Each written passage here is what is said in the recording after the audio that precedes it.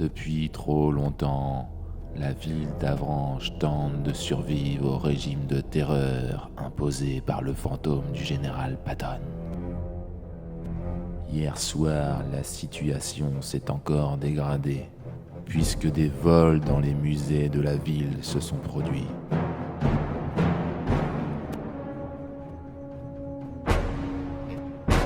Une chose a assouvi sa faim en mangeant les reliques du patrimoine d'Avranches. Juliette pour Avranches Productions. Me voici devant le scriptorial, où un drame s'est produit la semaine dernière. Le scriptorial est fermé jusqu'à nouvel ordre. Nous allons enquêter sur le vol des manuscrits. Nous vous tenons informés. Le scriptorial est-il fermé pour protéger les derniers manuscrits ?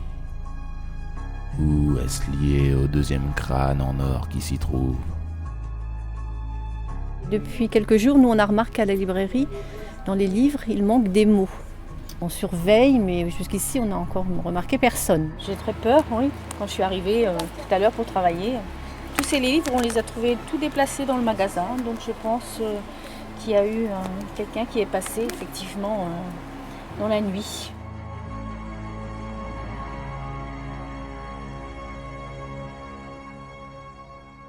Quel est ce mal qui ronge la ville jusqu'à mettre en danger son patrimoine ? Une habitante va nous faire part de son analyse très pointilleuse sur la situation de la ville. Je pense que si c'est un vrai fantôme, il doit être invisible, complètement. On l'a jamais vu, mais on a vu des choses bizarres. On a senti des choses bizarres. Ce serait une drôle de coïncidence qu'en même temps, on ait un mangeur de manuscrits et un fantôme de la place Patton.